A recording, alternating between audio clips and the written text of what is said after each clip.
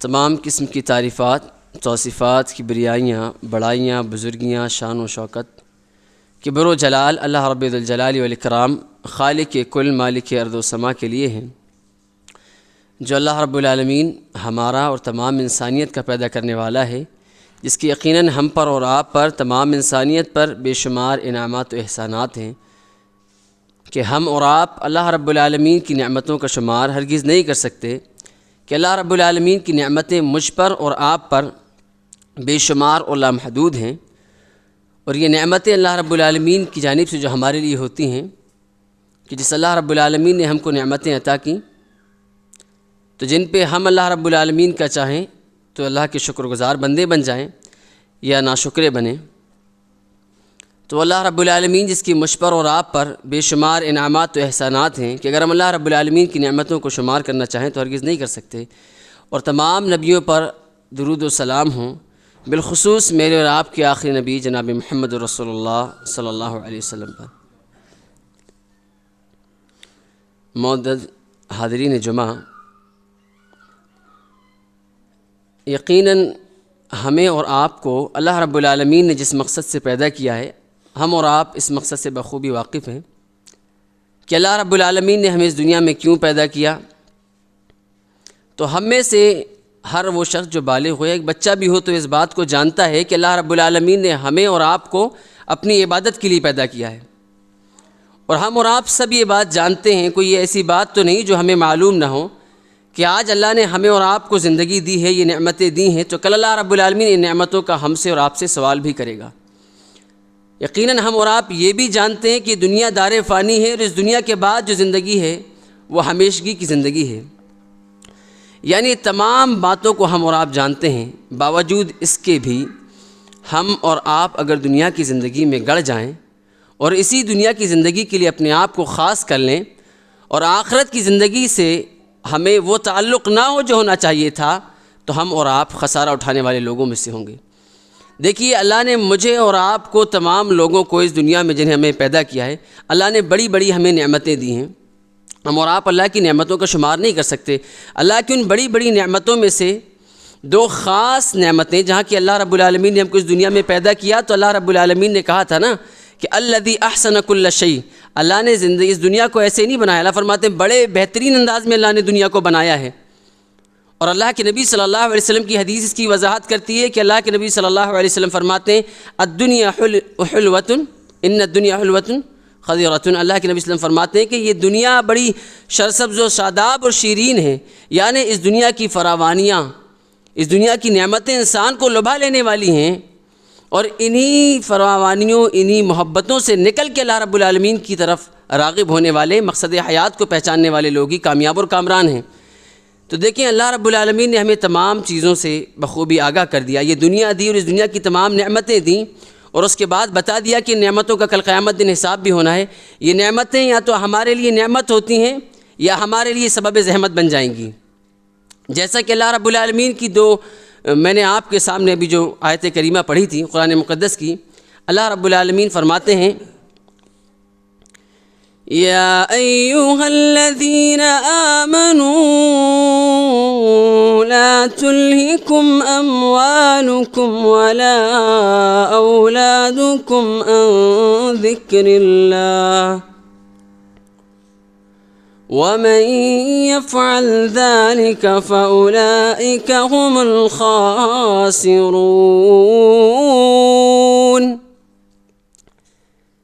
اللہ رب العالمین نے اہل ایمان کو، یہ سورۃ المنافقون کی آیت ہے،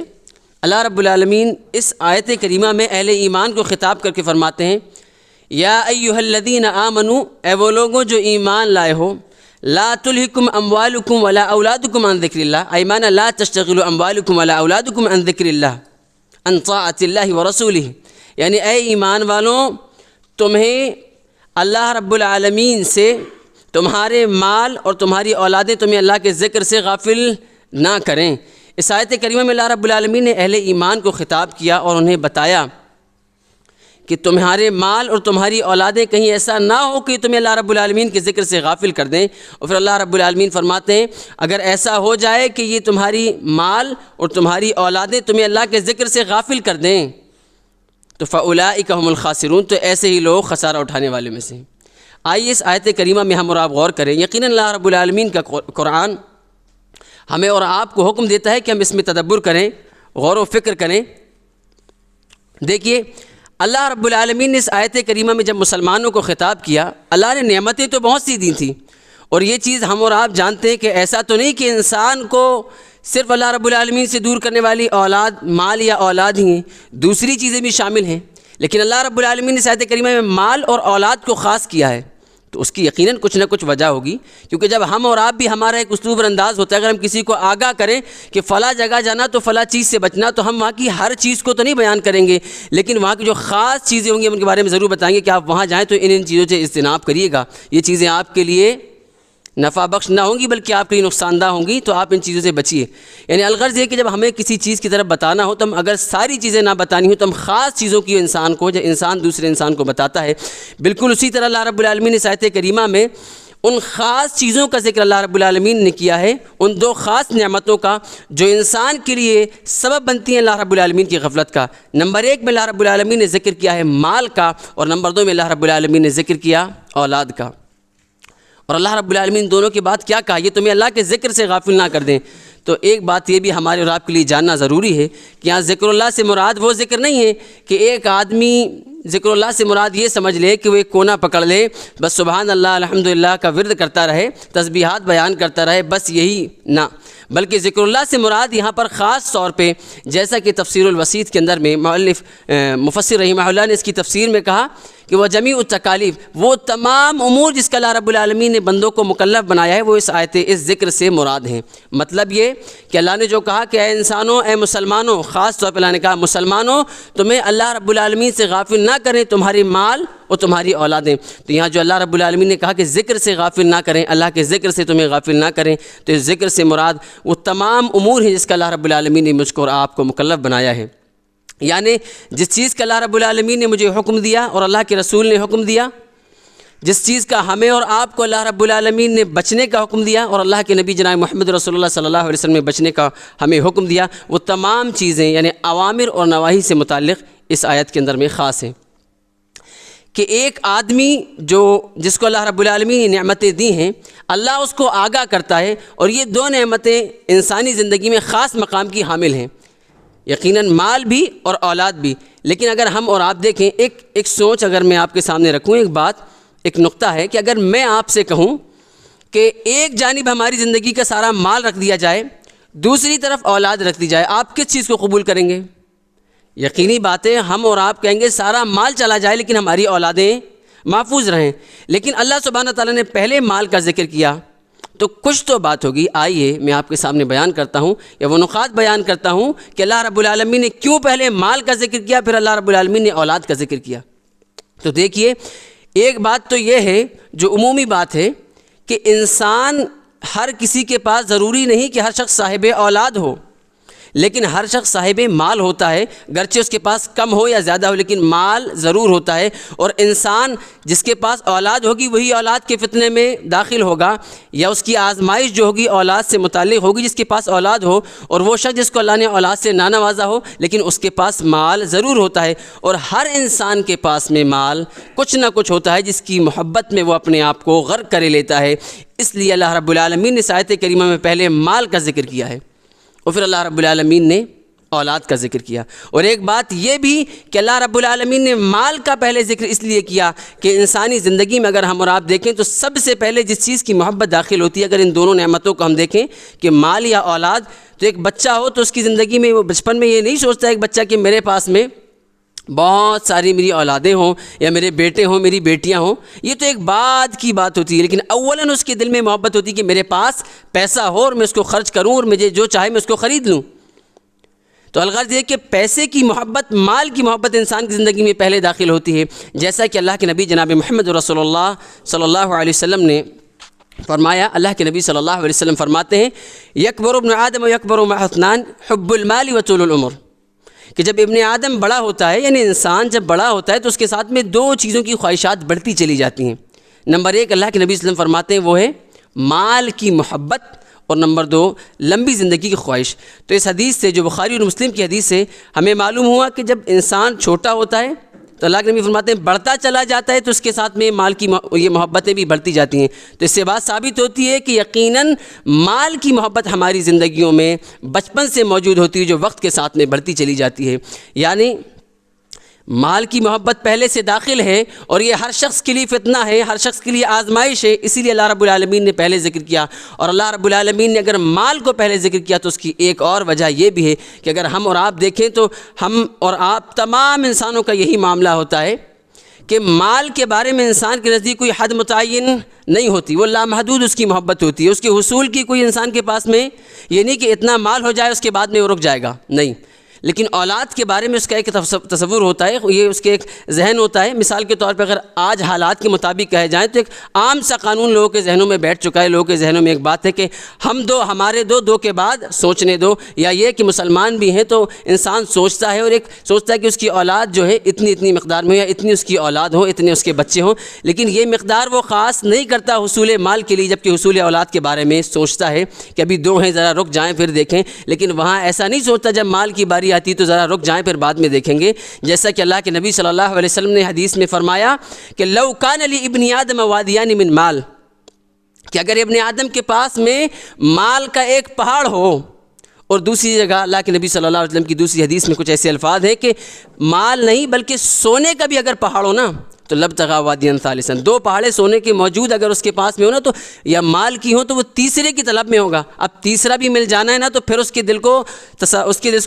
کو تسلی نہیں ملے گی، بلکہ وہ آگے کی خواہش رکھے گا۔ یعنی مال کی محبت لامحدود ہوتی ہے، جبکہ اولاد کے حصول کی محبت متعین یا اس نے کر لی ہوتی ہے، یا اس کے متعلق وہ سوچ کے اپنے اقدام بڑھاتا ہے۔ اس لیے اللہ رب العالمین نے پہلے مال کا ذکر کیا، پھر اولاد کا ذکر کیا۔ اور ہم اور آپ یہ بھی جانتے ہیں کہ یہ مال اور اولاد اللہ رب العالمین کی نعمتیں ہیں، پھر کیوں اللہ رب العالمین نے ان کو یہاں پر فتنہ کہا؟ جبکہ ہم اور آپ دیکھتے ہیں کہ اگر جس کے پاس مال نہ ہو، وہ لاچار ہو، تو یقینی بات ہے کہ وہ شخص جس کے پاس مال اور وہ اللہ کی راہ میں خرچ کرتا ہو تو وہ خرچ کرنے والا نہ خرچ کرنے والے سے بہتر ہوگا۔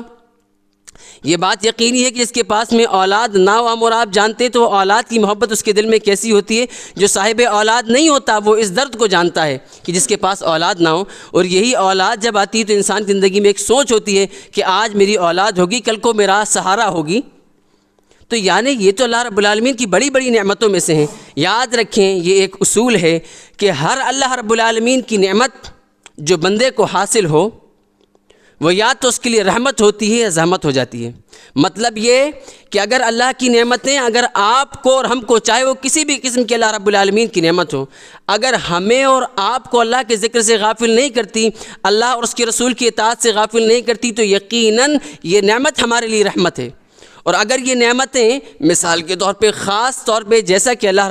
رب العالمین نے اس آیت کریمہ میں مال اور اولاد کو خاص کیا ہے، تو اگر یہ مال کی محبتیں اور اولاد کی محبتیں انسان کو اتنا غافل کر دیں کہ اسے اللہ اور اس کے رسول کے فرامین سے مطلب نہ ہو، اللہ اور اس کے رسول کی اطاعت سے مطلب نہ ہو، حلال و حرام سے مطلب نہ ہو، جائز و ناجائز سے مطلب نہ ہو، یعنی بس جو جی میں آئے وہ کرتا چلا جائے، اگر ایسی زندگی ہو اور اس کو بہت نعمتیں حاصل ہو، تو اب یہ نعمتیں اس کے لیے رحمت نہیں رہیں بلکہ زحمت بن گئیں، اور زحمت صرف دنیا میں نہیں بلکہ آخرت میں بھی ہوں گی۔ یہی مال جس کے بارے میں ہم اور آپ فضیلت کے بارے میں ہم جانتے ہیں کہ ایک حدیث کا خلاصہ یہ ہے کہ اللہ کے نبی صلی اللہ علیہ وسلم کے صحابہ تھے کہ اللہ کے نبی، جو صحابہ کرام جن کو اللہ رب العالمین نے بہت مال دیا ہے وہ تو ہم سے نیکیوں میں آگے بڑھ جائیں گے، ہمارے پاس مال نہیں ہے۔ صحابہ کرام میں جستجو ہوتی تھی نیکیوں کے حصول کی، جنت میں اعلیٰ سے اعلیٰ مقام کے پانے کی، اور ہمیں اور آج انسانوں کو اور مسلمانوں کو بالخصوص ہم کہیں، یا ہمیں اللہ نے جنہیں اپنے ایک مقصد حیات سے پیدا کیا اور ہمیں بخوبی ہم اس سے واقف ہیں، سب جاننے کے باوجود ہمارا حال کیا ہوتا ہے کہ ہم اور آپ اور مسلمانوں کی اکثریت آج ایسی ہوتی ہے کہ دنیا میں جتنے اس کو مرتبے چاہنے ہوں، بلندیاں چاہنی ہوں، اس کی طلب میں ہوتا ہے، لیکن صحابہ کرام آخرت کی بلندیوں کے طالب تھے۔ تو سوال کیا تھا؟ اے اللہ کے نبی صلی اللہ علیہ وسلم، وہ صحابہ کرام جن کو اللہ رب العالمین نے مال سے نوازا ہے وہ تو اللہ کی راہ میں خرچ کرتے ہیں، ہم نہیں خرچ کر پاتے، تو وہ تو ہم سے بلند ہوں گے، ہم سے زیادہ ان کو نیکیاں ملیں گی، تو یقینی بات ہے وہ ہم سے زیادہ بلند مرتبوں میں ہوں گے۔ تو اللہ کے نبی صلی اللہ علیہ وسلم نے کچھ ان کو اعمال بتائے تھے اور کہا کہ اگر آپ یہ کرتے ہیں تو انشاءاللہ آپ نے آگے بڑھ جانا ہے۔ ساری حدیث کا خلاصہ یہی تھا کہ آخر میں کیا ہوا کہ اس حدیث کا جو خلاصہ ہے کہ نعمت اللہ رب العالمین کی نعمتوں میں سے مال ایک خاص نعمت ہے، اللہ جس کو عطا کرے۔ مطلب یہ کہ مال بھی اللہ رب العالمین کی بڑی نعمت ہے کہ اگر ہمیں اللہ رب العالمین نے دیا ہے، ہم اللہ کی راہ میں خرچ کریں اور حلال طریقے سے کمائیں اور اس کو خرچ اللہ رب العالمین کی راہ میں خرچ کریں گے تو یہی مال ہمارے لیے دنیا میں بھی خیر ہوگا اور آخرت میں بھی خیر ہوگی۔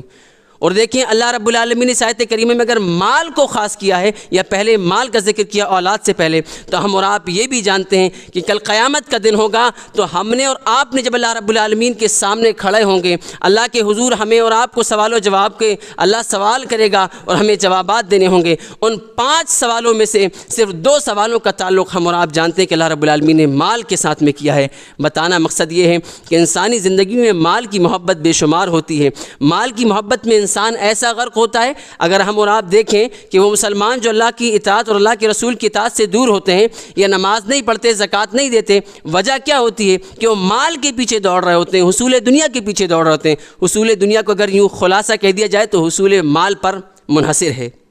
حصول دنیا۔ اس لیے اللہ رب العالمین قیامت دن جب انسان سے حساب لے گا نا تو 5 سوالوں میں سے 2 سوال تو صرف اس کے مال کے بارے میں ہوں گے کہ آپ نے مال کہاں سے کیسے کمایا، کہاں سے کمایا اور کہاں آپ نے اس کو خرچ کیا۔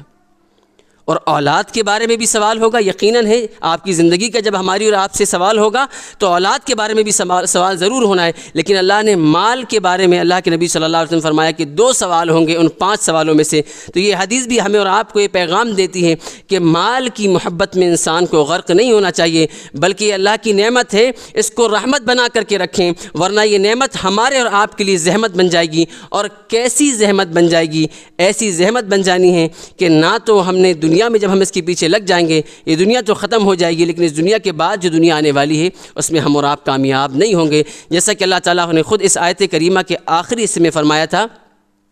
کہ مومنو تمہیں یہ مال اور یہ اولادیں اللہ رب العالمین سے غافل نہ کر دیں، اور اگر ایسا ہو جائے وَمَن يَفْعَلْ ذَلِكَ فَأُولَٰئِكَ هُمُ الْخَاسِرُونَ، جو شخص ایسا کرے تو وہ لوگ اب کیا ہوں گے؟ خسارہ اٹھانے والے لوگوں میں سے ہوں گے۔ یہ خسارہ کیسا ہے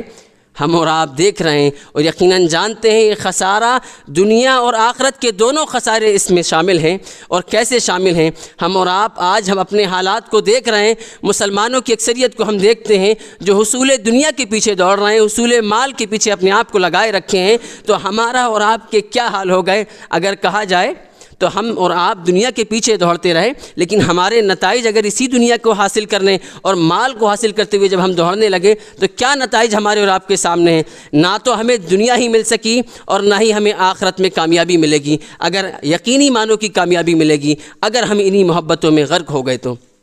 کیوں کہ یہ اللہ رب العالمین کی نعمتیں تو ہیں ہی، لیکن یہ اللہ رب العالمین کی طرف سے انسان کے لیے فتنہ ہیں، آزمائش ہیں کہ کون ان کو صحیح طور پہ استعمال کرتا ہے یا ان پر اللہ رب العالمین کا شکر گزار بنتا ہے۔ ہم اور آپ جانتے ہیں اسی بر صغیر کے مشہور شاعر نے جو اس سے متعلق ایک شعر ہے، علامہ اقبال کا شعر ہے کہ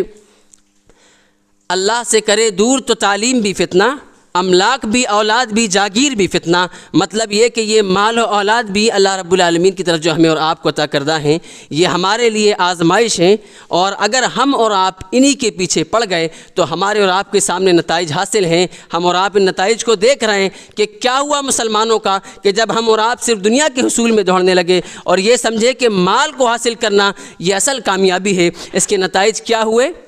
کہ آج یہی مسلمان جو کل تک باعزت تھے آج بے عزت ہو گئے۔ آج حالتیں یہ ہو گئیں کہ ہم دنیا کے پیچھے دوڑنے لگے، مال کے پیچھے دوڑنے لگے، اسے کامیابی سمجھ کے اللہ رب العالمین نے ہمیں اور آپ کو دکھا دیا۔ اور کیا دیکھا؟ ہم اور آپ دیکھ رہے ہیں، وہ چاہیں تو ہمارے مدرسوں کو بند کروا دیں، وہ چاہیں تو ہمارے مدرسوں کو توڑوا دیں، وہ چاہیں تو ہماری مسجدوں کو بند کروا دیں، وہ چاہیں تو آپ کے حجاب پر سوال کریں، وہ چاہیں تو آپ کی شریعت کے اوپر انگلیاں اٹھائیں، آپ کچھ نہیں کر سکتے۔ مطلب یہ ہے کہ جب ہم اور آپ مال اور اولاد کی محبت میں گرفتار ہو گئے، اسی محبت میں جا کے اپنے آپ کو غرق کر لیے، تو نتائج یہ ہوئے کہ ہمیں دنیا بھی نہ مل سکی اور آخرت میں بھی ہم نے حقیقی کامیابی سے حقیقی معنی میں ہمیں کامیابی ملنے والی نہیں ہے۔ یا پھر یہ سمجھیں، اگر اسے اس شعر کے ساتھ کہیں تو کوئی غلو نہ ہوگا کہ ہمارے حالات ایسے ہو چکے ہیں کہ نہ خدا ہی ملا، نہ وصال صنم، نہ یہاں کے رہے نہ وہاں کے رہے۔ مطلب یہ کہ نہ خدا ہی ملا نہ وصال صنم۔ یہ ایک شاعر نے اپنے انداز میں کہا ہے، جس کا اگر ہم یوں کہیں کہ نہ ہم نے اور آپ نے خدا کو حاصل کر سکے، اللہ اور اس کی رسول کی اتباع کر کے ہم جنت کی اور اپنی آخرت کی کامیابی کو بھی اس سے بھی محروم ہو گئے، اور دوسرا یہ کہ جس دنیا میں رہ رہے ہیں وہ سوچ رہے تھے کہ اسے کامیاب کر لیں گے تو ہم اس سے بھی محروم ہو جاتے ہیں۔ تو یاد رکھیں، اگر ہم اور آپ اس مال کی محبت میں غرق ہو جائیں تو دنیا میں بھی ہمارے لیے خسارہ ہے اور آخرت میں بھی خسارہ ہوگا، اور اگر یہی مال اور اولاد کو ہم اللہ رب العالمین کی نعمت جان کر اس پر شکر گزار بنیں اور اس کے حق کو ادا کریں تو دیکھیے یہ دنیا میں اللہ رب العالمین نے اس کا کیا بدلہ رکھا ہے۔ یہی مال اگر آپ اس کو دنیا میں اللہ کی راہ میں خرچ کرتے ہیں، اللہ اس کا بدلہ آپ کو دنیا میں بھی دیتا ہے، اور کل قیامت دن بھی اللہ رب العالمین اس کا بدلہ ہم کو اور آپ کو دے گا۔ یہی اولاد اگر جس کو ہم نے اور آپ نے صحیح تعلیم و تربیت کرنی ہو تو آپ کے لیے دنیا میں ایک بہت بڑی نعمت ہوتی ہیں، آپ کے بڑھاپے کا سہارا ہوتے ہیں۔ یہی اولاد آپ کے لیے تسکین دل بن جاتی ہے، اور اگر دنیا میں بھی اگر آپ نے اولاد کی تربیت ڈھنگ سے نہ کی ہو، اللہ اور اس کے رسول کا اس کو مطیع اور فرمانبردار نہ بنایا ہو، تو دنیا میں بھی آپ نے خسارہ اٹھانا ہے۔ وہی جس کے لیے آپ نے ساری زندگی لگائی وہ بچہ آپ کے کوئی کام نہیں آتا، اور حالات ہمارے اور آپ کے سامنے ہیں، وہی بچے آپ کو لے جا کر کے کہیں اور رکھ دیتے ہیں یا آپ کی کوئی فکر نہیں کرتے۔ لیکن اگر ہم اور آپ انہیں اللہ اور اس کے رسول کا مطیع اور فرمانبردار بنائیں، یعنی اس نعمت کے حق کو ادا کریں، تو دنیا میں بھی خیر ہے اور آخرت میں بھی ہماری خیر ہوگی کہ یہی اولاد کل قیامت کا دن ہوگا، ہم نے اور آپ نے اگر اس اولاد کے حق کو ادا کیا ہوگا۔ مثال کے طور پہ جن کی اولادیں اگر جو اپنی اولاد کو حافظ قرآن بنائیں، اللہ رب العالمین کے دین میں لگائیں، کل قیامت کا دن ہوگا، اللہ وہ بدلہ دے گا، سارے لوگ کھڑے ہوں گے، صاحب مال بھی کھڑے ہوں گے اور بہت سے لوگ کھڑے ہوں گے، اللہ رب العالمین انہیں وہ لباس عطا کرے گا اور سارے لوگوں کے سامنے انہیں وہ نعمتوں سے نوازا جائے گا قیامت کے دن کے سارے لوگ ان کے اوپر رشک کریں گے کہ کیا نعمتیں اللہ رب العالمین نے انہیں دی ہیں۔ تو وہ قیامت کے دن میں انسان کو عزت ملنے کا ذریعہ یہی اولاد بن سکتی ہے، ورنہ زحمت بھی بنے گی، اور کیسی کہ یہی اولاد اگر باپ تو نیک ہو لیکن اولاد کی تربیت نہ کی ہو تو قیامت کا دن ہوگا، اور ہم اور آپ اگر اپنی اولاد کی صحیح تربیت نہ کر پائے یا اس کے حق کو ادا نہیں کرے تھے تو کیا ہوگا؟ آپ اگر جنت میں بھی جانے والے ہیں، آپ کی اولاد آپ کو روک لگی، بابا جان نہیں، ایسے نہیں چلے جانا ہے اپنے جنت میں، آپ تو ہمیں دنیا کے لیے گھروں سے کھید کے بھگاتے تھے۔ اگر ہم کہا جائیں، اگر یہ بات کہی جائے کہ مثال کے طور پہ آج ماں باپ جب اولاد کماتی نہیں ہے تو بہت سناتے ہیں، انہیں بہت ٹارچر کیا جاتا ہے، انہیں بہت سمجھایا جاتا ہے، انہیں بہت طنز کیے جاتے ہیں، تانے دیے جاتے ہیں، لیکن کب جب وہ دنیا نہیں اگر کمانے والے ہوتے ہیں، اگر وہیں دیکھا جائے بچہ مال کمانے لگتا ہے یا دنیا کمانے لگتا ہے، اب ماں باپ کے الفاظ اور ان کے اندر اب سب تبدیلیاں آ جاتی ہیں، اور کیسی آتی ہیں ذرا یہ دیکھیں کہ ابھی اگر وہ مال نہیں کما رہا تھا یا دنیا نہیں کما رہا تھا تو اسے آپ برا بھلا کہہ رہے تھے، وہیں جب اب وہی اولاد مال کمانے لگتی ہے اور بچہ فجر میں اٹھتا تو ماں باپ کی ہمت نہیں ہوتی کہ اس کو اٹھا دیں، کیوں جی وہ ابھی کمانے والا ہو گیا ہے۔ تو یاد رکھیں اگر اسی طرح کی زندگی گزارنی ہے کہ آپ بھی اللہ سے غافل رہیں، آپ کی اولاد بھی اللہ سے غافل ہو جائے، تو یہ اللہ کی بڑی نعمتیں، لیکن قیامت کے دن ہمارے اور آپ کے لیے زحمت بن جائیں گی، اور کیسی زحمت ہوں گی کہ وہاں نہ اگر آپ نے بھی اگر جنت میں جانا ہے تو یہ روک لیں گے، اللہ انہوں نے ہمارے حق کو ادا نہیں کیا تھا، یا ہمیں تیرے دین کی سمجھ نہ دی، یا خود تو نمازیں پڑھتے تھے ہمیں نمازیں نہیں پڑھنے دیں۔ مطلب یہ کہ باپ تو بعض دفعہ دیکھا جاتا ہے کہ بڑا نمازی ہے لیکن اولاد کو اٹھانے سے ڈرتا ہے، کیوں؟ بچہ کمانے لگا ہے، رات میں کما کر کے آیا ہے، بڑا تھکا ہوا ہے، سونے دیا جائے، بعد میں اٹھے گا پھر نماز پڑھ لے گا، پڑھتا ہے تو ٹھیک ہے، نہ تو نہ پڑھے۔ تو یاد رکھیں اگر ایسی ذہنیت ہو جائے نا تو یہ مال جو ہم کو اور آپ کو اللہ رب العالمین نے دیا ہے اور یہ اولادیں جو ہم کو دی ہیں، تو یہ اولاد کے معاملے میں اگر ہم ایسے ہو جائیں تو دنیا میں بھی خسارہ ہوگا اور آخرت میں بھی خسارہ ہوگا، اور اس کے نتائج کیا ہوں گے ہم اور آپ جانتے ہیں کہ بالکل اللہ رب العالمین نے واضح طور پہ فرما دیا کہ اگر یہ نعمتیں مال اور اولاد آپ کو اللہ سے غافل کر دیں تو سن لو، المال والبنون زینت الحیات الدنیا، یہ تو دنیاوی زندگی کی زینت ہیں، ان میں آپ نے غرق نہیں ہو جانا ہے، ان کے پیچھے پڑ کے اپنے آپ کو ہلاک نہیں کر لینا ہے، بلکہ آخرت کو آپ نے دیکھنا ہے۔ اور کہیں اللہ رب العالمین نے دوسرے مقام میں اسی مال اور اولاد کے بارے میں کہا کہ وَعْلَمُوا، جان لو یہ تمہارے مال اور تمہاری اولادیں تمہارے لیے آزمائش ہیں۔ کہیں اللہ رب العالمین نے اسی مال اور اولاد کے بارے میں کہا، دیکھیں جتنی جگہ میں آپ کے سامنے ذکر کر رہا ہوں، اللہ نے ہر جگہ پہلے مال کا ذکر کیا ہے پھر اولاد کا ذکر کیا۔ اللہ قیامت کے دن کے بارے میں ایک وہ شخص جو کامیاب نہیں ہوگا، جب اللہ اس کا بھی تذکرہ کرتے ہیں تو کیا فرماتے ہیں؟ یوم لا ینفع مال ولا بنون، قیامت کا دن کون ہوگا؟ یہ دنیا میں مال کما کر کے جو سمجھتا تھا کہ میں کامیاب ہو گیا، اولاد اور بیٹوں کے آ جانے پر بڑا خوش ہوتا تھا کہ مجھے تو دنیا کی اصل کامیابی مل گئی، یا میں تو کامیاب اور کامران لوگوں میں سے ہوں، وہ لوگوں کے بیچ میں اکڑ کر چلتا ہو یا اللہ کا ناشکرہ بن جاتا ہو اور ان نعمتوں کے حق کو ادا نہ کیا ہو، تو اللہ فرماتے ہیں یہی نعمتیں ہوں گی اور قیامت کا دن ہوگا، اور کیا حالات ہو جائیں گے اس کے ساتھ؟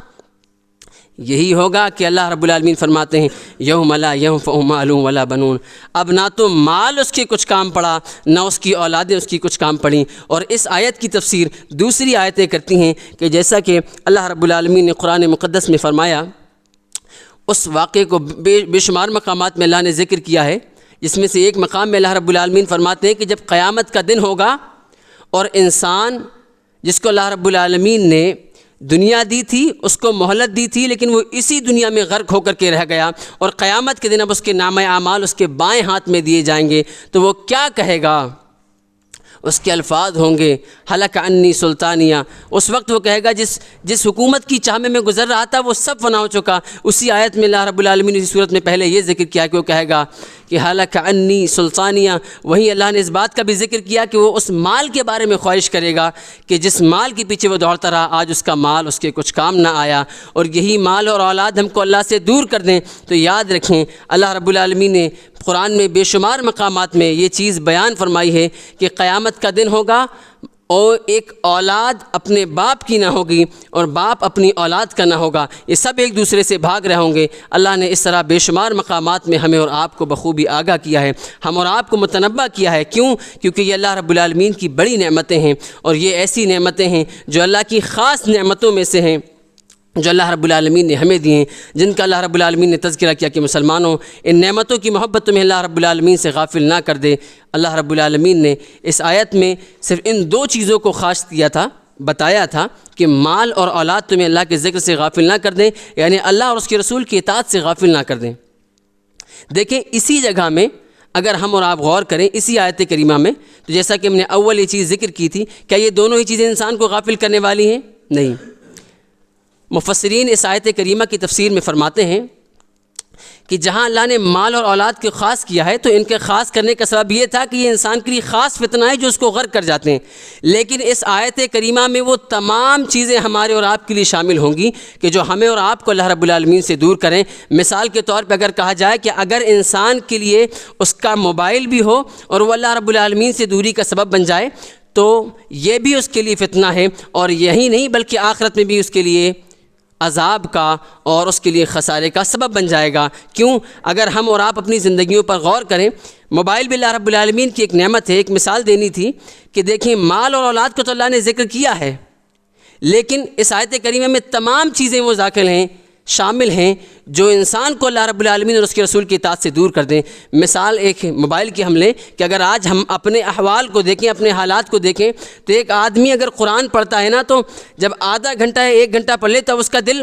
اس سے دور ہونے لگتا ہے، بیزاری آنے لگتی ہے، نیند آنے لگتی ہے۔ لوگ کہتے ہیں مولانا صاحب جب نہ جانے قرآن پڑھتے نا بڑی نیند آتی ہے، بڑی جمائیاں آتی ہیں۔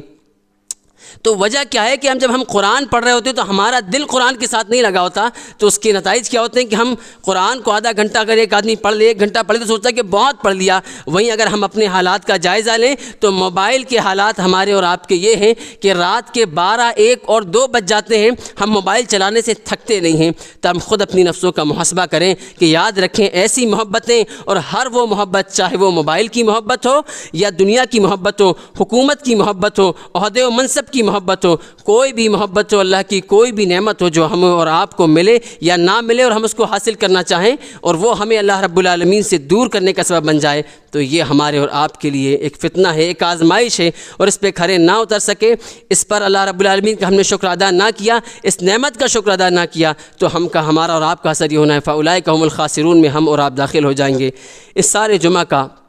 خلاصہ یہی ہے کہ دیکھیں اللہ رب العالمین نے ہم کو بے شمار نعمتیں دیں، ان نعمتوں میں سے 2 نعمتیں بڑی خاص نعمتیں ہیں، مال اور اولاد کی نعمت۔ جو ہمارے اور آپ کے لیے یا تو رحمت ہوں گی یا تو زحمت ہوں گی۔ اب ہم اور آپ فیصلہ کریں کہ ہم اسے اپنے لیے رحمت رکھنا چاہتے ہیں یا زحمت بنانا چاہتے ہیں۔ اللہ رب العالمین سے دعا ہے، اے الہ العالمین یقیناً تو نے ہمیں بے شمار نعمتیں عطا کی ہیں، اور ان بے شمار نعمتوں میں سے وہ خاص نعمتیں جن کا تو نے قرآن میں اور تیرے نبی نے احادیث میں بارہا ذکر کیا ہے کہ مال اور اولاد کی محبت، اے اللہ رب العالمین ان نعمتوں کی، یہ مال اور اولاد جو تیری نعمتیں ہیں، اے اللہ ان نعمتوں کا ہم کو ان نعمتوں پر شکر گزار بنا، ان نعمتوں کے حق کو ادا کرنے والا بنا، اور ان نعمتوں کو ہمارے لیے رحمت بنا دے جو دنیا میں بھی رحمت ہوں اور آخرت میں بھی رحمت ہوں۔ اے اللہ رب العالمین یہ مال اور اولاد کی محبت، اس محبت سے ہمیں نکل کر